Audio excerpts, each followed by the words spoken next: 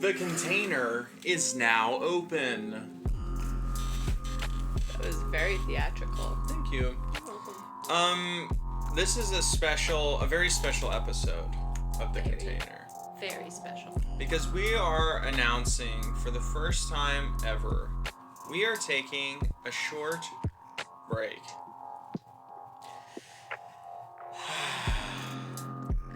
That's because we are going to the International Circling Festival in the Netherlands, put on by Circling Europe. And so we were thinking about, we could put together some stuff, we could, have like some special content, and then we were thinking, why not take a break? What is the limitation where we're not thinking about just having a break? And this is actually going to be a very fruitful break for the container. So don't worry, we'll be back on August 26th with a huge episode with probably our biggest get ever. In Carolyn Lovewell, the writer of Existential Kink. Which we're going to be talking about in just a minute, actually. Yeah, a little foreshadowing. Yeah.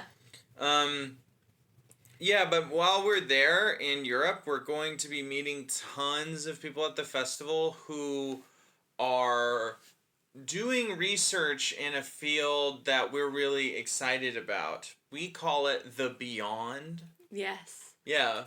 That's so aptly named. It encompasses so many things. Mm-hmm. So many things that the path has naturally led us to. The Beyond, esoteric, all things esoteric, magic, awakening. I mean, all the ways that awakening happens. The realm of the psychic. Just everything. Yeah. It's so exciting. So if right now, I imagine some listeners are right on this and some people maybe are more skeptical. My experience in circling is that you slowly accumulate these direct experiences of the mystery. And circling kind of has trained me more and more to be in touch with mystical states. And then you read these writers and it's I've done all this in circling. Yeah. But there is, if you look through a lot of what is available online to easily find about circling, it's all very secular. And I think that's good because it makes it more accessible to more people. Yes. But the research needs to be done. We need to be having these conversations with people who are experts in this other stuff, in the Beyond, and honing how we merge the practice of circling with all that. Mm-hmm. So we're going to be doing this research project, and we need y'all's help. Please send suggestions in the comments below for people you would like to see interviewed discussing this intersection between circling and the Beyond. Anything esoteric, occult, mystical, spiritual, these kind of beyond realms as they show up in circling, or how circling can bring us closer into this. Right, and really too, I would want to extend that to as it pertains to, as those pertain to anything where a container is being created and a relational practice is taking place within the container. Yeah. Authentic relating is part of it. That's one tool within it. But, I think that there are lots of ways that we can be practicing the relational arts inside of a container, and then that leads to these higher states. And the research is almost, wanting to explore with people the reverse engineering of what is going on, how does that happen, That's making me really excited. I'm thinking about hearing you talk, I'm thinking about tarot. Mm-hmm. And how one way we can talk about tarot is through this esoteric stuff, or learning the meaning behind the cards, or how to read it, or what the symbolism is. But it's also a relational art. Yeah. And yes. What if we talk about it through that lens? What do we learn about the relational arts? What do we learn about tarot?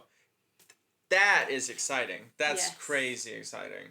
Yeah, and that reminds me of our recent, learning about this practice of social meditation. That's like another example of how and that's something that I think we will be exploring more in the fall, for sure. Mm-hmm. But having these symbols, these esoteric symbols, these symbols related to ancient wisdom, as a doorway, as creating a portal into the beyond, through presence and through practice. Absolutely. In a container. So I imagine this is probably exciting a lot of listeners too. So I want to, again, in the comments below, send suggestions for who we need to talk to, who would be perfect for this. Reach out to us on email through our website, thecontainerpod.com. If you want to come on the show, if you have things to share about this, please reach out to us. And let's further this discussion. Our Facebook group. Yeah, that's another way to reach out to us, by the way. Oh, that's through true. Messenger. Yeah. Yeah, especially for those of you listening on maybe Audible or Apple or Spotify. That would be a direct route. That in the containerpod.com. Yeah, that's a really good point. Mm-hmm. And in the Facebook group, I want to use this more. I don't think we've ever said on the podcast we have this Facebook group. It has several hundred members now. It's like it could be a hotspot for us to discuss, especially as we enter this new research project into the beyond. And so, let's do that. Yes. That is where we're going to be putting a lot of this attention. So we're like calling all the real heads out there to get activated. Let's like really move forward this metaphysical science of circling. It's a very exciting horizon. I can't believe that is how we're about to spend the next however much amount of time. And it follows in with on our patreon.com/thecontainer. Mm-hmm. Our patrons have been listening every week to us taking these chapters of the Tao Te Ching and learning from it as the ultimate manual for circling. And that is creating a lot of the language and I think framework that we're going to be using in the Beyond discussion. So if you want more of that, please support us through small monthly donations. Become a patron. Did you do that? Okay, I feel like maybe you did this intentionally. We're about to tell you all about some really important books. Some books that are really just... incredibly foundational for us. We're taking a break, so we thought we'd give you some summer reading. And I just thought it was kind of brilliant that you were I don't even know if this was on purpose or if it just naturally happened this way, but the first book that we were going to talk about is the Tao Te Ching. Yeah. Let's dive into the books. Okay, yeah. I feel excited to share. We brought, 6 books, 5 plus a bonus. You could put it that way to make it seem like we're offering more. And we wanted to share this because it's like something I always want. Yes. And you're always looking for. We're always like trying to find reading lists from people. Mm-hmm. And we're kind of creating a longer reading list, but this felt like this was the right amount of books for right now. We also have copies of all these books, which is nice. Yeah. And it's a way to talk about some great books and leave some good suggestions. I know a lot of you, if you listen to this as a podcast, you're also probably a big audiobook person. So we'll be highlighting the ones that are good on audiobook and like the ways to listen to these too, because I realize that is probably like a big part of how you consume media if you listen to podcasts.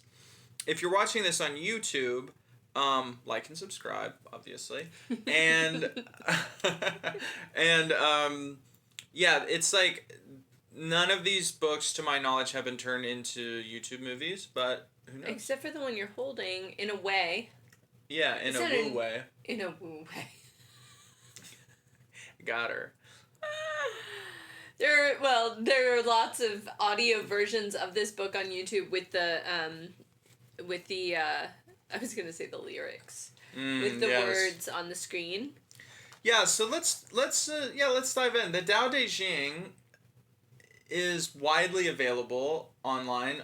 All kinds of translations are available online. There's even a website we use for our show, The Way That Can Be Told, where it's like multiple translations side by side. Mm-hmm. And that's because it's like, aside from the Bible, the most translated book ever. Ever of all time. Yeah. And it's, it's short, it's very brief. I think it's like 5,000 words or something. And it's hauntingly beautiful. And we have discovered, as patrons will know,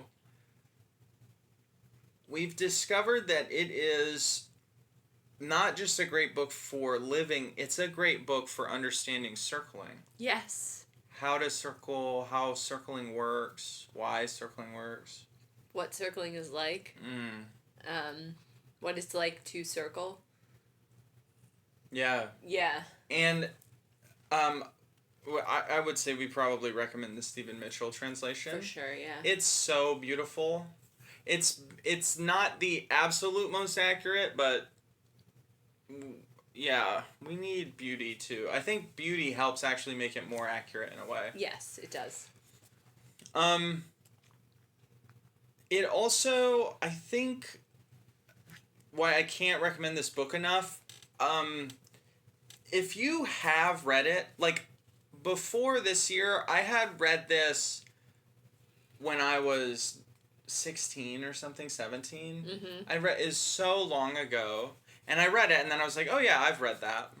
Mm-hmm. And then I read it after circling a lot, and I realized, oh shit, this is really good. And then I've read it, because it's so short, I've read it so many more times, and every time I read it, it's another book. Right. So it looks like it's just this book, but it's actually, every time you read it, it's a new book. It's an infinite amount of books in this. Yeah. And I think we have mentioned this a couple times, but I just want to explicitly say that we are actually creating a 30-minute to an hour-long conversation as content for our patrons, and that is called that series is called The Way That Can Be Told. Discussions about each and every one of the 81 chapters of this book. So please consider checking that out, because it's awesome. 2 of them for free are available on the podcast. Mm-hmm. Yeah. And the rest are available on patreon.com/thecontainer. Man, yeah, I almost just want to read this and do that instead? Yeah, but I think we'll move on to our next book.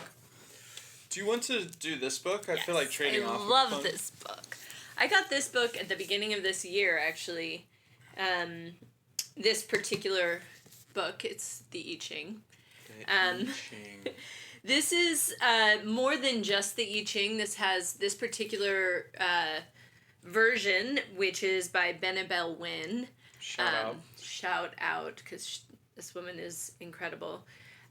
It's not only the I Ching, but it's also just an incredible amount of cultural and historical background references. There's a lot of references to tarot and like correspondences to other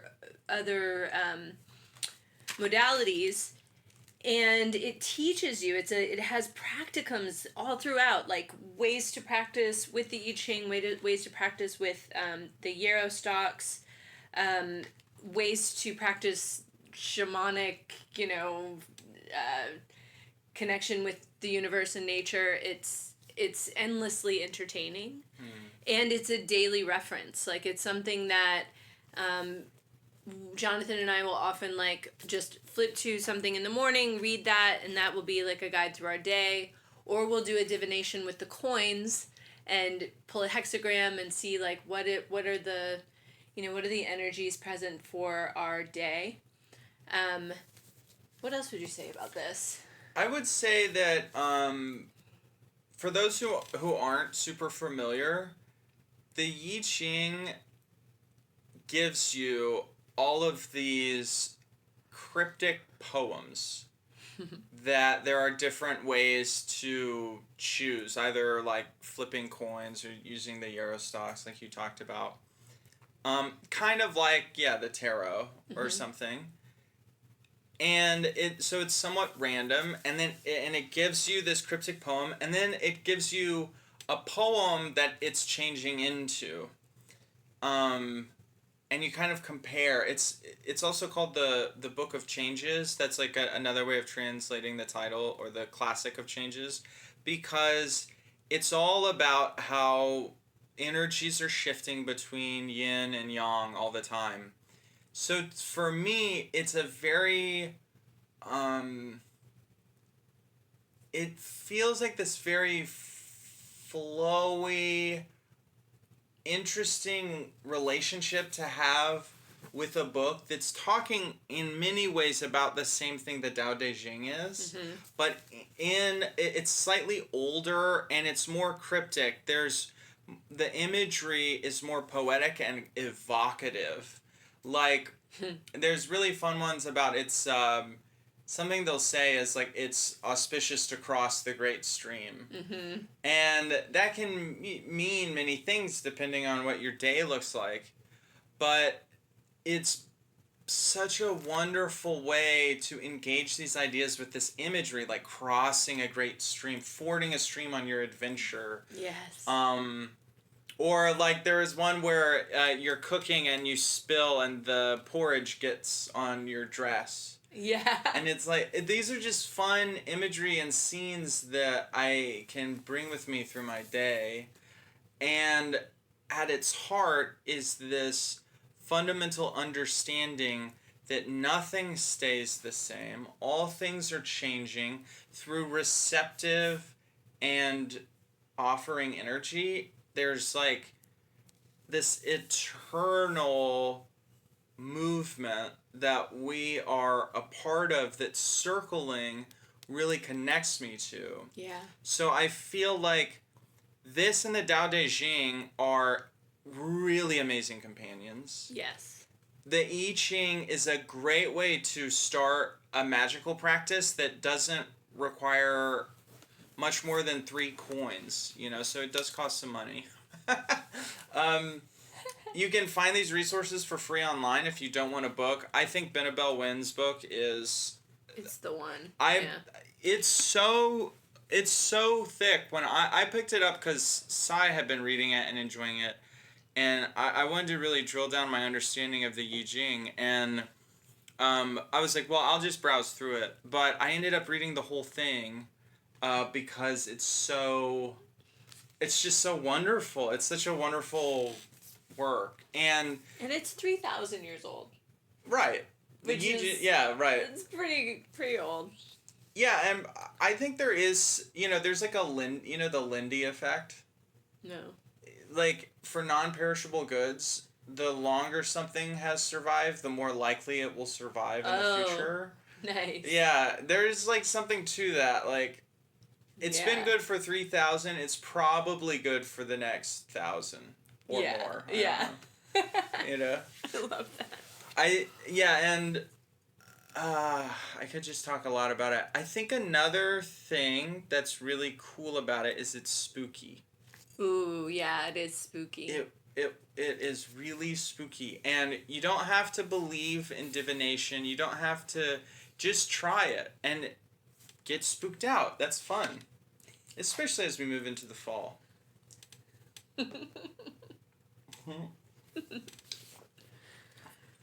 Okay, what is next? So now we're moving into more contemporary fare that would seem more directly apropos of the relational arts. Yes. And we had to go with the absolute classic, Nonviolent Communication by Marshall Rosenberg. Yeah. This was the first thing that I ever read. Ever. This is the first book you ever read. First book I ever read. Man. It's a wonder that I had as many problems as I did in my life. So, one thing that's kind of cool is that, well, I just remember the first pass I did with this, I remember being like, oh my gosh, this is going to change everything. This is a way of communicating.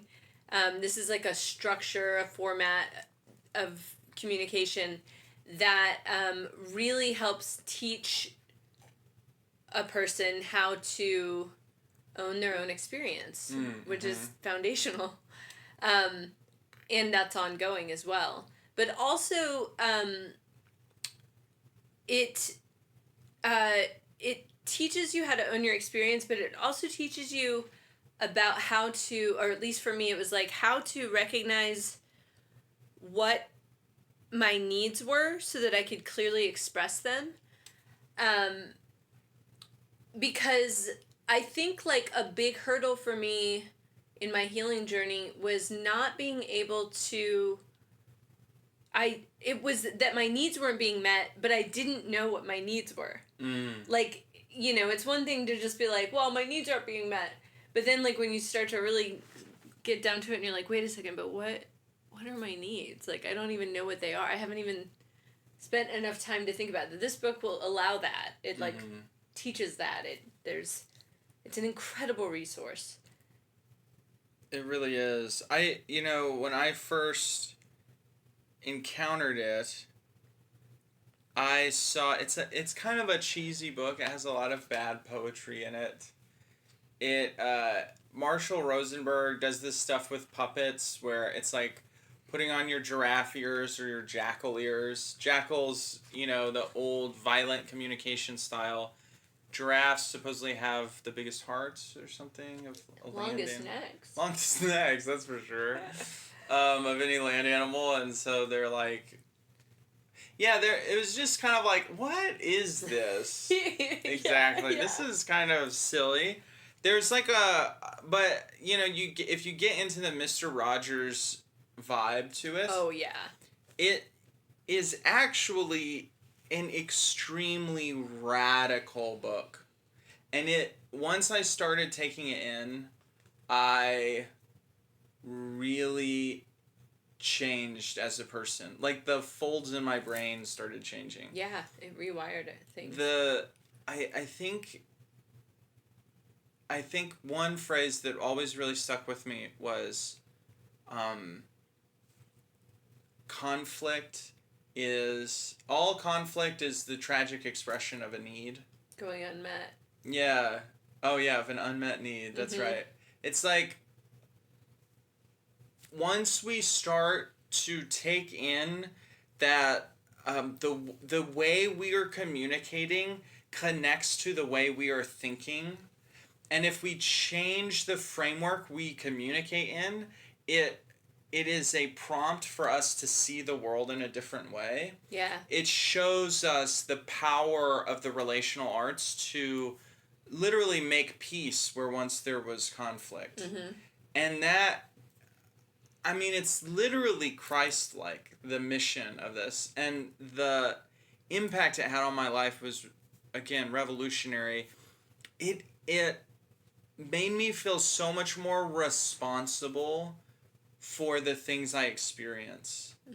Like, it gave me the power to see that if I'm having conflict with someone, this is actually something that I can solve and do something about and am participating in. and that it's my responsibility to change it. Yeah. Yeah. It also, for me, there was this big, like a shocking revelation that I think that our listeners will end up hearing a little bit of in the Carolyn Lovewell interview, which is that with many of these things, it's like when you use a tool like this and you use it with fidelity and you're practicing the process and it's giving you the goods and it's rewiring your brain, it's like, whereas before I thought, oh, what's important is that my needs get met. Like I used to think, oh, it's important that my needs get met. And through this process of identifying what my needs were, it actually turns out that it was important that I knew what my needs were, and I just knew when they were not being met or when they were being met. It's not as important that they get met, like to an extent, you know. Yeah. It's like it becomes like I don't. It's not. It's like the thing I thought it was doing for me, or that I needed it for, or that it was providing, actually wasn't that at all. It was like a. It's so true. It's training wheels or something. Another way of thinking about it, or like to deepen that aspect. I mean, you mentioned this at the beginning. It's like in nonviolent communication, NVC will teach you about your needs, and it will turn any conflict into this profound new understanding about who you are. Mm-hmm. That's a pretty ringing endorsement, I think. Right.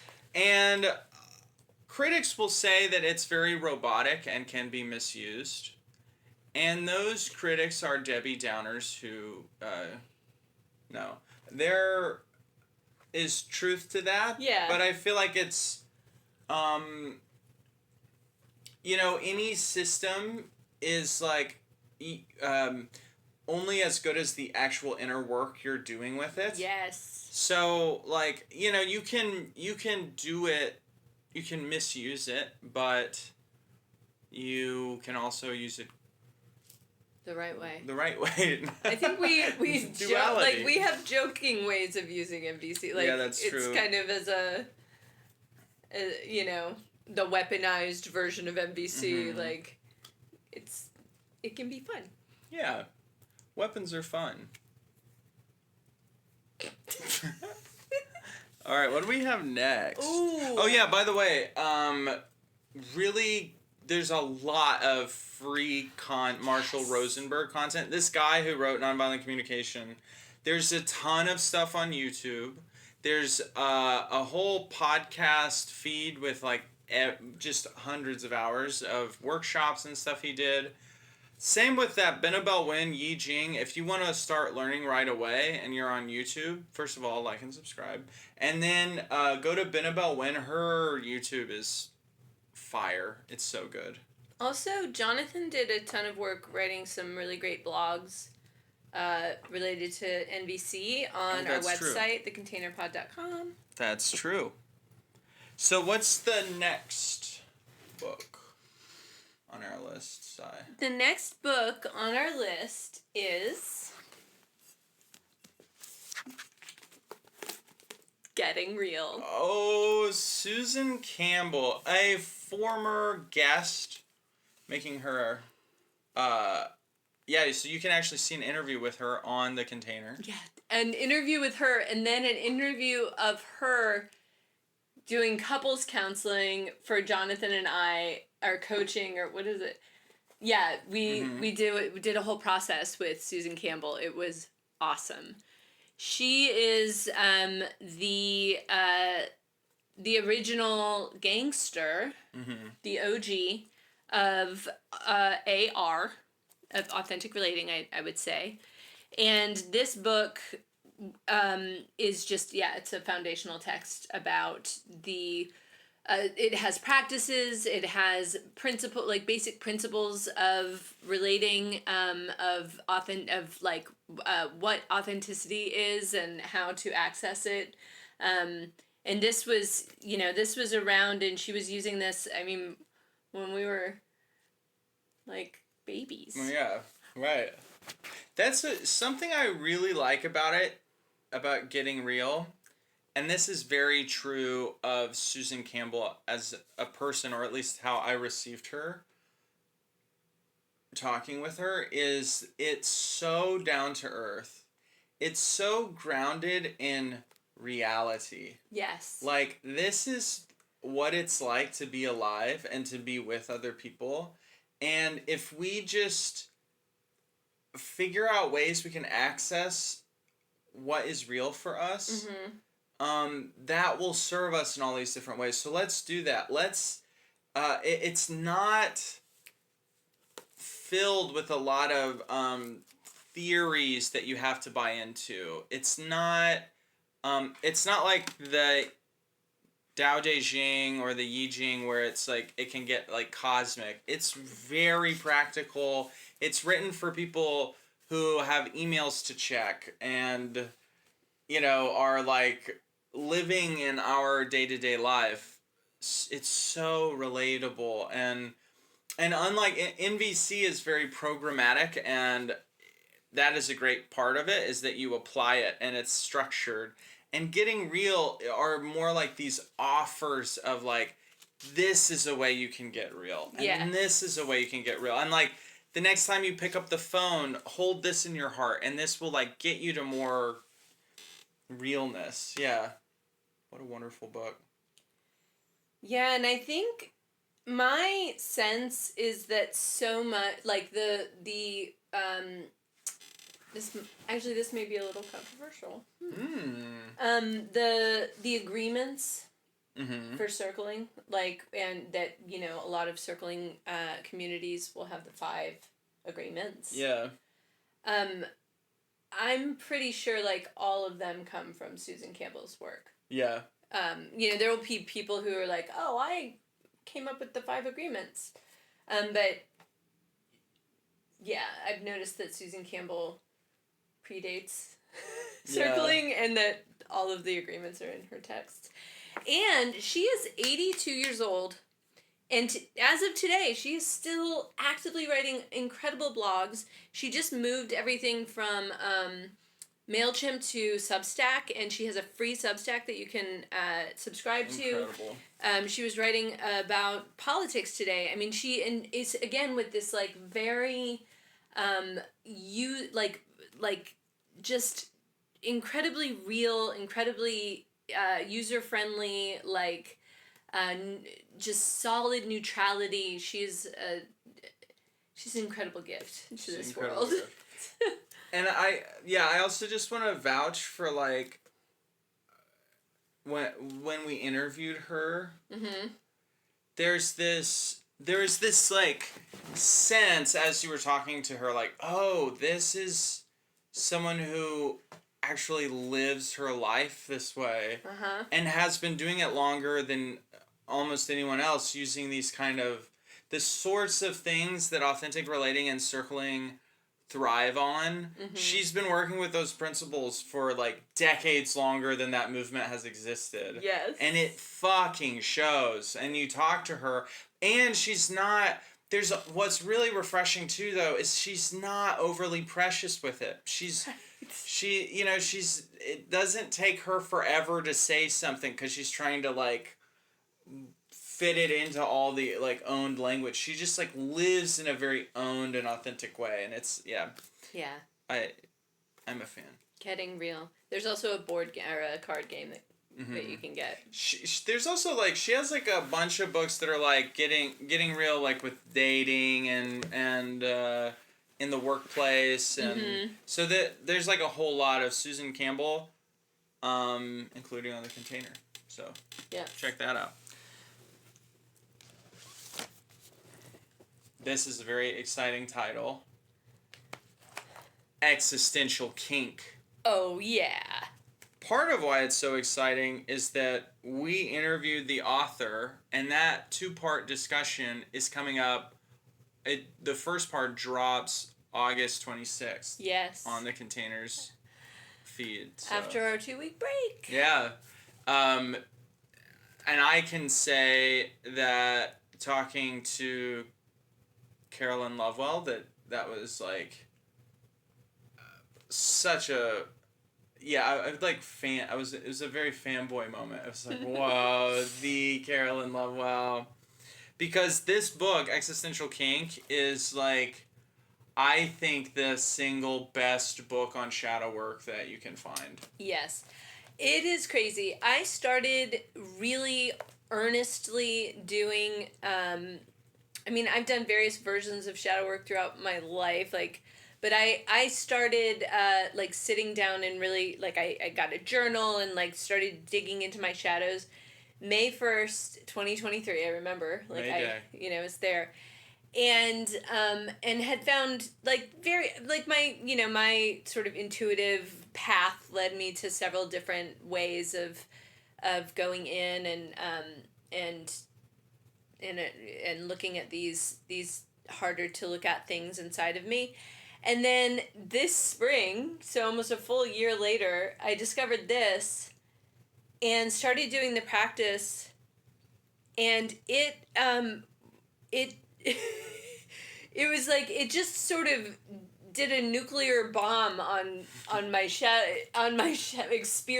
experience of my shadows. Mm-hmm. I still have shadows, but it's just the reframe that she has, and I don't want to give too much away, but the way that this practice helps to reframe those parts of yourself that you'd maybe rather not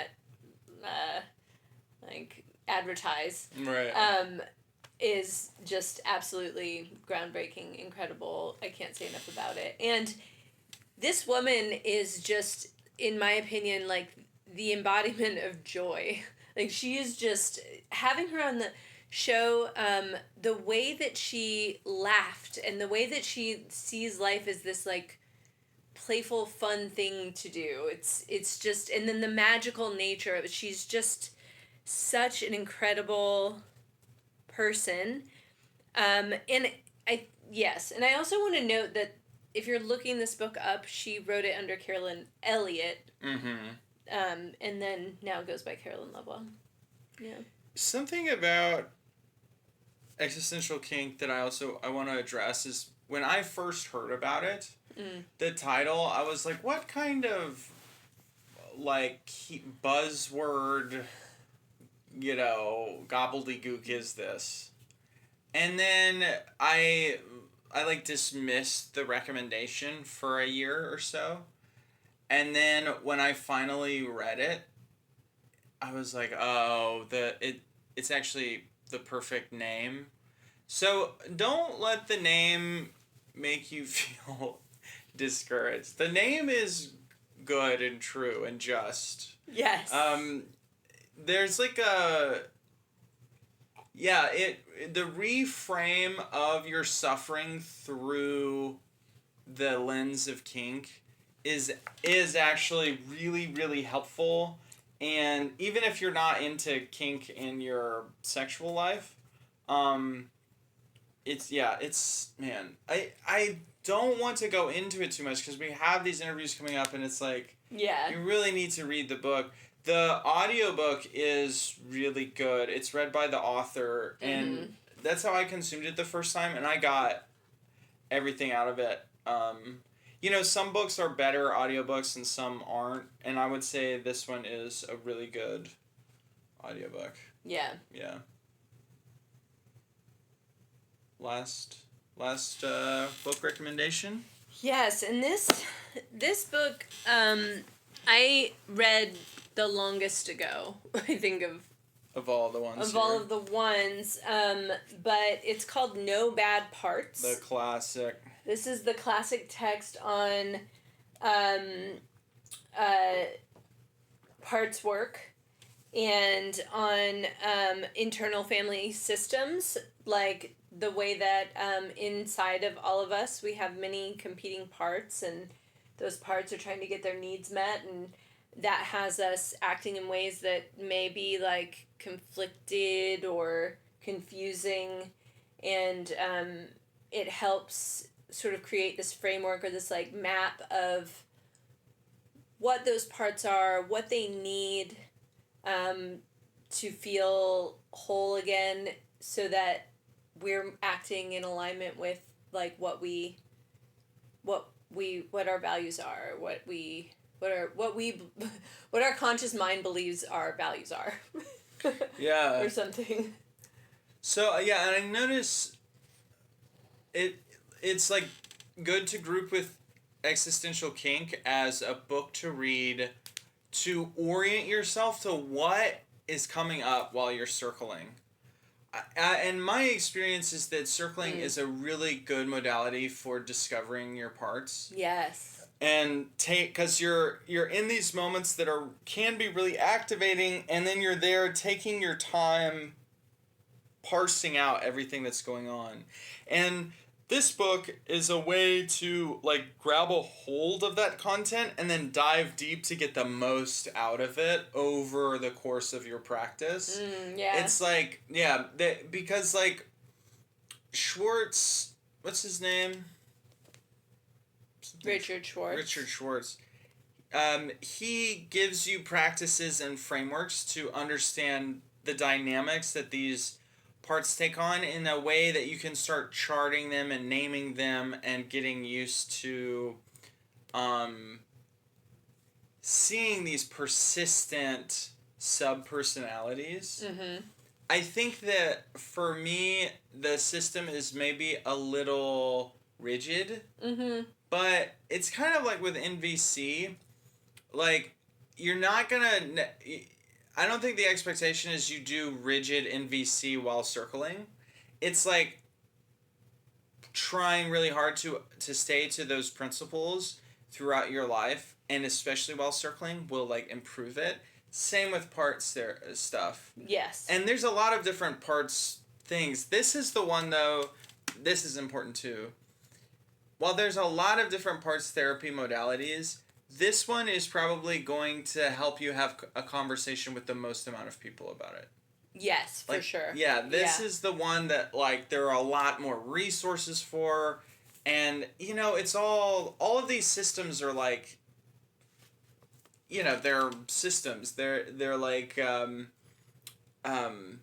discussions you enter into, and this is probably the biggest one, so that's... Do you know what? I just thought of something so funny. If you wanted to be, like, a really nerdy student and read Nonviolent Communication and IFS at the same time, then you could use NVC on your parts. So you're, like, getting the reps. Yeah. Of right. Of using NVC on these different parts. That's so fun. And then you use Existential Kink to have the parts enjoy each other, even when they're like hurting each conflict. other. And then you use Getting Real to I'm trying to I know. build it all. It's all connected. It's all trust us, bro. Yeah. Trust us, bro. Yeah. The parts stuff is just such good inner work. It connects well too to like inner child work and ancestral trauma work, and there's all of these other things that if you get good at internal family systems, get good at it. If you get an education in it and kind of use it and maximize your learning of it through circling, you can build a lot of skills that open up. It makes it a cakewalk to start a lot of other things that people like to do. Like get enlightened. Yeah. That was a really fast walkthrough. 6 really incredible books. We started with books that bring the circling practice into a more cosmic realm with the Tao Te Ching, and then the Yi Jing brings that into this practice where you can have these daily divination pulls that bring that cosmic view into daily life. I like that then we brought it more to really practice level, both in the circle and sort of in your life as you're you're learning these skills of relating. Yeah. With Getting Real and Nonviolent Communication, you sort of are able to, learn how to circle better and just circle more often in more parts of your life, really. Yes. And then the Existential, Kink, and No Bad Parts, I think, are great books to get started on taking these weird, unique things you start seeing while circling and the inner work that is triggered by circling, and really diving deep with the best shadow work we've ever by a mile, the best shadow work system. And then probably the most dominant parts work format that is gonna open up a lot for you, especially if you've never done any parts work. Then it's gonna be crazy. I didn't realize that we had it chunked in that way until now. Yeah. Isn't that funny? It is funny. So how do you feel now that we're going away for a while and we're about the books? I feel that these books have done a lot for me, and I hope that people get something out of some of them. And I am 1 week away from my birthday and from being in Europe, and that is so exciting. Yeah. I'm noticing there is some concern in me about taking this break from posting. And hoping that we don't lose momentum and that people won't forget about us. Isn't that what's there? Yeah. But I'm also so looking forward to the festival. Yeah. If you're going to the International Circling Festival, hit us up. Yeah. Can't wait to talk to you. The container is now closed. Do you want to take us out? We have a nice way of closing. Keep it namaste.